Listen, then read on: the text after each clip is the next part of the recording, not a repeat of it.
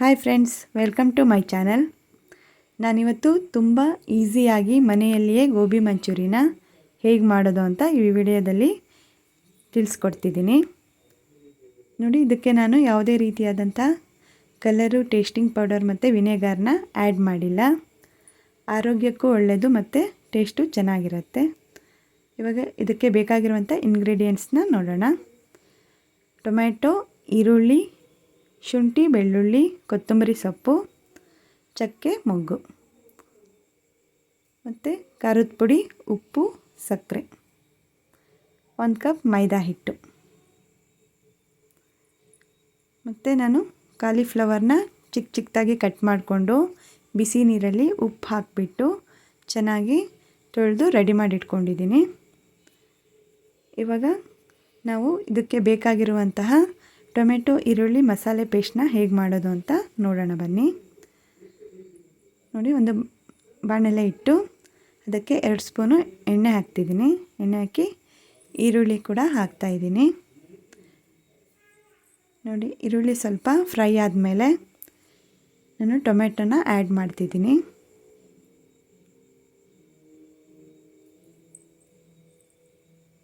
ಇವಾಗ ಶುಂಠಿನ ಆ್ಯಡ್ ಮಾಡ್ತಿದ್ದೀನಿ, ಬೆಳ್ಳುಳ್ಳಿ ಆ್ಯಡ್ ಮಾಡ್ತಿದ್ದೀನಿ, ಮತ್ತು ಚಕ್ಕೆ, ಮೊಗ್ಗು, ಸ್ವಲ್ಪ ಕೊತ್ತಂಬರಿ ಸೊಪ್ಪು ಎಲ್ಲದನ್ನು ಹಾಕಿ ನಾವು ಚೆನ್ನಾಗಿ ಫ್ರೈ ಮಾಡ್ಕೊಬೇಕು.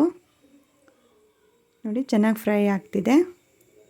ಅದಾದಮೇಲೆ ನಾವು ಒಂದು ಸಣ್ಣ ಮಿಕ್ಸಿ ಜಾರ್ಗೆ ಆ ಮಸಾಲೆನೆಲ್ಲ ಹಾಕಿ ಗ್ರೈಂಡ್ ಮಾಡಿ ಈ ರೀತಿಯಾಗಿ ರೆಡಿ ಮಾಡಿ ಇಟ್ಕೋಬೇಕು. ಇವಾಗ ನಾವು ಗೋಬಿನ ಹೇಗೆ ಮಾಡೋದು ಅಂತ ನೋಡೋಣ ಬನ್ನಿ.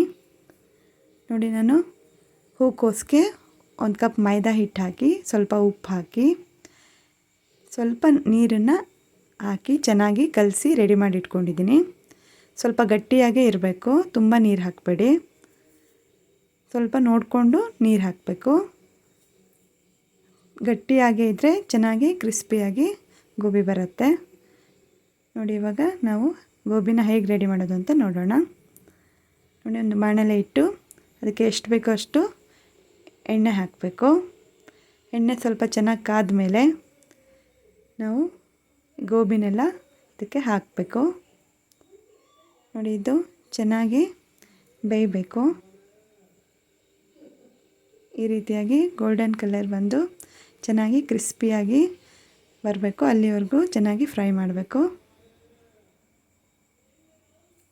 ನೋಡಿ, ಅದಾದಮೇಲೆ ನಾವು ಗೋಬಿ ಮಂಚೂರಿನ ಹೇಗೆ ಮಾಡೋದು ಅಂತ ನೋಡೋಣ. ಒಂದು ಬಾಣಲೆ ಇಟ್ಟು 2 ಸ್ಪೂನ್ ಎಣ್ಣೆ ಹಾಕಿ ಅದಕ್ಕೆ ಟೊಮೆಟೊ, ಈರುಳ್ಳಿ ಮಸಾಲೆ ಪೇಸ್ಟ್ನ ಹಾಕ್ತಾಯಿದ್ದೀನಿ. ನೋಡಿ, ಅದಕ್ಕೆ 1 ಸ್ಪೂನ್ ಉಪ್ಪನ್ನ ಕೂಡ ಆ್ಯಡ್ ಮಾಡ್ತಾಯಿದ್ದೀನಿ.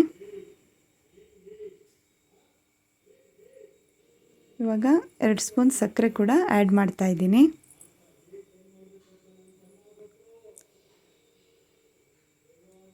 ಎರಡು ಸ್ಪೂನ್ ಖಾರದ ಪುಡಿ ಹಾಕ್ತಾಯಿದ್ದೀನಿ.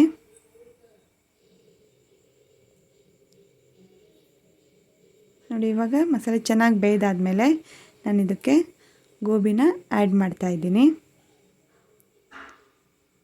ನಾವು ಗೋಬಿ ಮಾಡಿದ ತಕ್ಷಣವೇ ಬಿಸಿ ಬಿಸಿಯಾಗಿ ತಿಂದರೆ ಚೆನ್ನಾಗಿ ಕ್ರಿಸ್ಪಿಯಾಗಿ ಚೆನ್ನಾಗಿರುತ್ತೆ. ನೋಡಿ, ಎಲ್ಲದನ್ನು ಈ ರೀತಿಯಾಗಿ ನಾವು ಮಿಕ್ಸ್ ಮಾಡಬೇಕು. ಇವಾಗ ಮೇಲ್ಗಡೆ ಕೊತ್ತಂಬರಿ ಸೊಪ್ಪು ಮತ್ತು ಈರುಳ್ಳಿನ ಕೂಡ ಆ್ಯಡ್ ಮಾಡ್ಕೊಬೇಕು. ಟೇಸ್ಟ್ ಚೆನ್ನಾಗಿರುತ್ತೆ. ನೀವು ಕೂಡ ಈ ರೆಸಿಪಿನ ಒಂದು ಸಲ ಟ್ರೈ ಮಾಡಿ. ಮಕ್ಕಳು ತುಂಬ ಇಷ್ಟಪಟ್ಟು ತಿಂತಾರೆ. Thank you.